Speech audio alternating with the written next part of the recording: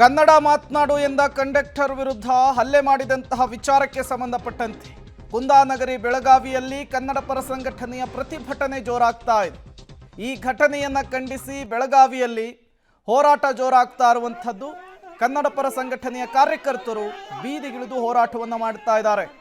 ರಸ್ತೆಯನ್ನು ತಡೆದು ಪುಂಡರ ಅಣಕು ಶವಯಾತ್ರೆಯ ಮಾಡುವ ಮೂಲಕ ತಮ್ಮ ಆಕ್ರೋಶವನ್ನು ಹೊರಹಾಕ್ತಾ ಇದ್ದಾರೆ. ಈ ಸಂದರ್ಭದಲ್ಲಿ ಪ್ರತಿಭಟನಾ ನಿರತರನ್ನ ವಶಕ್ಕೆ ಪಡೆಯುವಂತಹ ಕೆಲಸವನ್ನ ಪೊಲೀಸರು ಮಾಡಿರುವಂಥದ್ದು. ಕನ್ನಡದಲ್ಲಿ ಕನ್ನಡಿಗರಿಗೆ ರಕ್ಷಣೆಯೇ ಇಲ್ವಾ ಅಂತ ಹೇಳಿ ಕನ್ನಡ ಪರ ಸಂಘಟನೆಯ ಕಾರ್ಯಕರ್ತರು ಪ್ರಶ್ನೆಯನ್ನ ಮಾಡ್ತಾ ಇದ್ದಾರೆ. ಇತ್ತೀಚೆಗೆ ಮತ್ತೆ ಬೆಳಗಾವಿಯಲ್ಲಿ ಈ MES ಪುಂಡರ ಉದ್ದಟತನ, ಅವರ ಹಾವಳಿ, ದಾದಾಗಿರಿ ಜಾಸ್ತಿ ಆಗ್ತಾ ಇದೆ. ಕನ್ನಡಿಗರಿಗೆ ಪೊಲೀಸರು ರಕ್ಷಣೆ ಕೊಡುವಂತಹ ಕೆಲಸ ಮಾಡಬೇಕಿದೆ. ಬಂಧಿಸಿರುವಂತಹ ಮೂವರಿಗೂ ಕೂಡ ತಕ್ಕ ಶಿಕ್ಷೆ ಆಗಬೇಕು ಅಂತ ಹೇಳಿ ಹೋರಾಟಕ್ಕೆ ಮುಂದಾಗಿರುವಂಥದ್ದು. ನೀವು ಕೂಡ ವಿಜುವಲ್ಸ್ ಅನ್ನು ಗಮನಿಸ್ತಾ ಇದ್ದೀರಿ. ಬೆಳಗಾವಿಯಲ್ಲಿ ನಡೀತಾ ಇರುವಂತಹ ಪ್ರತಿಭಟನೆ ಇದು. ಕಂಡಕ್ಟರ್ ಮೇಲೆ ಕನ್ನಡ ಮಾತನಾಡು ಅಂದಿದ್ದಕ್ಕೆ ಮರಾಠದ ಪುಂಡರು ನಡೆಸಿದಂತಹ ದಾಂಧಲಿಯ ವಿಚಾರಕ್ಕೆ ಸಂಬಂಧಪಟ್ಟಂತೆ ಕನ್ನಡ ಪರ ಸಂಘಟನೆಯ ಕಾರ್ಯಕರ್ತರು ಬೀದಿಗಿಳಿದು ಹೋರಾಟಕ್ಕೆ ಮುಂದಾಗ್ತಾ ಇದ್ದಾರೆ.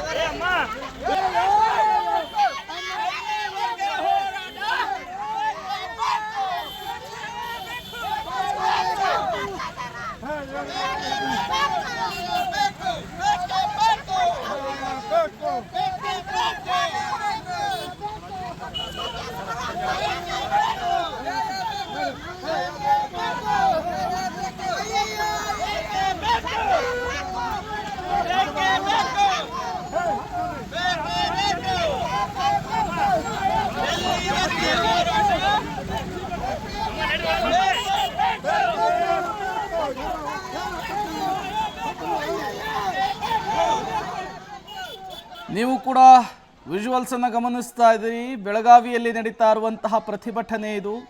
ಕಂಡಕ್ಟರ್ ಮೇಲಿನ ಹಲ್ಲೆಯನ್ನು ಖಂಡಿಸಿ ನಡೆಸ್ತಾ ಇರುವಂತಹ ಪ್ರತಿಭಟನೆ. ಪ್ರತಿಭಟನಾ ನಿರತರು ರಸ್ತೆಗೆ ಅಡ್ಡಲಾಗಿ ಮಲಗಿ ತಮ್ಮ ಆಕ್ರೋಶವನ್ನು ಹೊರಹಾಕ್ತಾ ಇದ್ದಾರೆ. ಮತ್ತೊಂದು ಕಡೆ ವಾಹನಗಳು ಈ ಪ್ರತಿಭಟನೆಯಿಂದ ಕ್ಯೂ ನಿಂತಿರೋದನ್ನು ಕೂಡ ಗಮನಿಸ್ತಾ ಇದ್ದೀರಿ. ಅಂದರೆ ಟ್ರಾಫಿಕ್ ಜಾಮ್ ಕೂಡ ಉಂಟಾಗಿರುವಂಥದ್ದು. ಯಾವಾಗ ಪ್ರತಿಭಟನೆ ಜೋರಾಯಿತೋ ಪ್ರತಿಭಟನಾ ನಿರತರನ್ನು ವಶಕ್ಕೆ ಪಡೆಯುವಂತಹ ಕೆಲಸವನ್ನು ಪೊಲೀಸರು ಮಾಡಿದ್ದಾರೆ. ಕಂಡಕ್ಟರ್ ಮೇಲೆ ಹಲ್ಲೆ ನಡೆಸಿದಂತಹ ಪುಂಡರಿಗೆ ತಕ್ಕ ಶಿಕ್ಷೆ ಆಗಬೇಕು. ಇತ್ತೀಚೆಗೆ ಬೆಳಗಾವಿಯಲ್ಲಿ ಮರಾಠಿಗರ ಆಟಾಟೋಪ ಜಾಸ್ತಿ ಆಗ್ತಾ ಇದೆ. ಅವರಿಗೆ ಬ್ರೇಕ್ ಹಾಕುವಂತಹ ಕೆಲಸ ಮಾಡಬೇಕು ಅಂಥೇಳಿ ಈ ಮೂಲಕ ಆಗ್ರಹಿಸ್ತಾ ಇದ್ದಾರೆ. ಕಂಡಕ್ಟರ್ ಮೇಲಿನ ಹಲ್ಲೆಯನ್ನು ಖಂಡಿಸಿ ಬೆಳಗಾವಿಯಲ್ಲಿ ನಡೆದಂತಹ ಪ್ರೊಟೆಸ್ಟ್ ಇದು. ಪ್ರತಿಭಟನಾ ನಿರತರನ್ನ ವಶಕ್ಕೆ ಪಡೆದುಕೊಳ್ಳುವುದಕ್ಕೆ ಪೊಲೀಸರು ಹೇಗೆ ಹರಸಾಹಸ ಪಡ್ತಾ ಇದ್ದಾರೆ ಅನ್ನೋದನ್ನು ನೀವು ಸ್ಕ್ರೀನ್ ಮೇಲೆ ಗಮನಿಸ್ತಾ ಇದ್ದೀರಿ. MES ಪುಂಡರ ವಿರುದ್ಧ ದೊಡ್ಡ ಮಟ್ಟದಲ್ಲಿ ಆಕ್ರೋಶ ಸ್ಫೋಟಗೊಳ್ತಾ ಇದೆ. ಈಗಾಗಲೇ ಚಿತ್ರದುರ್ಗದಲ್ಲೂ ಕೂಡ ಇದೇ ರೀತಿಯ ಪ್ರತಿಭಟನೆ ನಡೆಸಿದ್ದನ್ನು ನಾವು ನೋಡಿದ್ವಿ.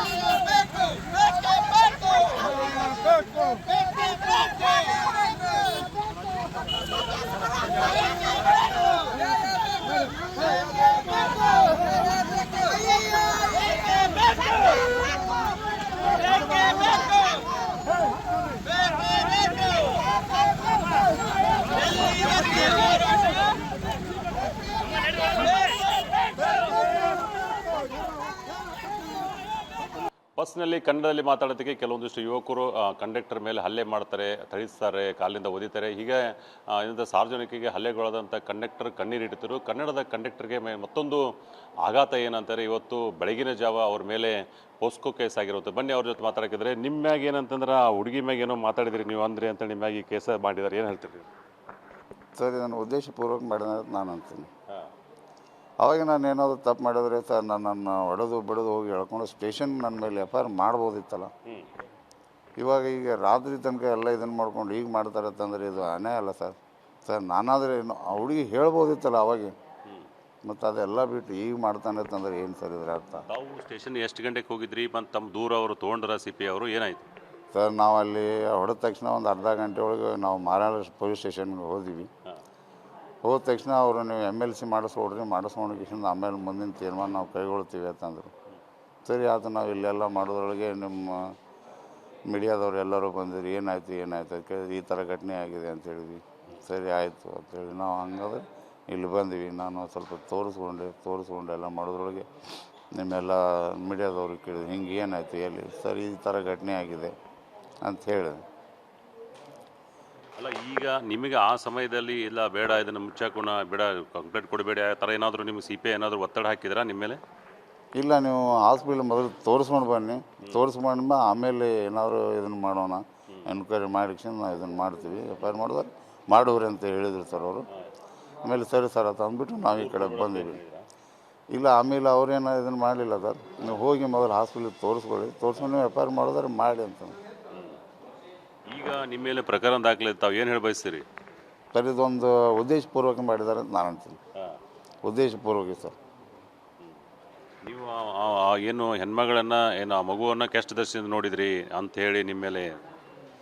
ಸರ್, ನಾನು ಒಂದು 20 ವರ್ಷ ಸರ್ವಿಸ್ ಮಾಡ್ಲತ್ತೀನಿ. ನನ್ನ ಸರ್ವಿಸ್ದಲ್ಲಿ ಯಾವ ಥರ ಹಿಂಗೆ ಯಾವ ಹೆಣ್ಮಕ್ಳಿಗಾಗಲಿ ಚಿಕ್ಕ ಮಕ್ಕಳಿಗಾಗಲಿ ಯಾವ ಥರನೂ ನಾನು ಕೆಟ್ಟ ಭಾವನೆಯಿಂದ ನೋಡಿಲ್ಲ, ನೋಡೋದೇ ಇಲ್ಲ, ಮಾತಾಡೂ ಇಲ್ಲ ಸರ್ ನಾನು. ಅಲ್ಲ, ಅಷ್ಟೆಲ್ಲ ಜನರ ನಡುವೆ ಆ ಥರ ನೀವು ನಡ್ಕೊಳ್ಳೋಕ್ಕೆ ಸಾಧ್ಯತೆ ಇದೆ? ಯಾಕಂದರೆ ಬಸ್ ಅಂದರೆ ಎಲ್ಲ ಜನ ಇರ್ತಾರೆ, ಎಲ್ಲರೂ ಎದುರು ಆ ಥರ ನೋಡ್ಕೊಳ್ಳೋಕೆ ಸಾಧ್ಯ ಇದೆಯಾ ನಿಮಗೆ? ಸರ್, ನಾವು ಎಲ್ಲರೂ ಬಂದಿರ್ತಾರೆ, ಅಮ್ಮ ಅಂತೀವಿ, ಅಕ್ಕ ಅಂತೀವಿ, ಎಲ್ಲ ತಾಯಂದಿರು ಇರ್ತಾರೆ, ಮಕ್ಕಳು ಇರ್ತಾರೆ, ಎಲ್ಲರೂ ನಮ್ಮ ಮಕ್ಕಳು ಸಮಾನ ಸರ್ ಅವರು. ಆಮೇಲೆ ನಮ್ಮ ತಾಯಿ ಸಮಾನ ಇರ್ತಾರೆ, ನಮ್ಮ ಅಕ್ಕಂದಿರು ಸಮಾನ ಇರ್ತಾರೆ. ನಾವು ಆ ಥರ ಯಾವ ಥರ ಕೆಟ್ಟ ದೃಷ್ಟಿಯಿಂದ ಯಾರೂ ನೋಡಲ್ಲ ಸರ್. ಈಗ ತಮಗೆ ಎಷ್ಟು ವಯಸ್ಸು, ಎಷ್ಟು ಸರ್ವಿಸ್ ಆಗಿದೆ ನಿಮಗೆ? ಸರ್, ನನಗೆ ಇವಾಗ 51ನೇ ವರ್ಷ ಸರ್ವಿಸ್ ಇದೆ ಸರ್. ಹೆಣ್ಣುಮಗಳದ್ದು ವಯಸ್ಸಿನಷ್ಟು ನನಗೊಬ್ಬ ಮಗ ಇದ್ದೇನೆ ಸರ್. ನಾವು ಮನೆಯಲ್ಲಿ ಸಂಸ್ಕೃತಿಯನ್ನು ನನ್ನ ಮಗ ಕಲಿತೀನಿ ಸರ್, ಎಜುಕೇಷನ್ ಅಲ್ಲ.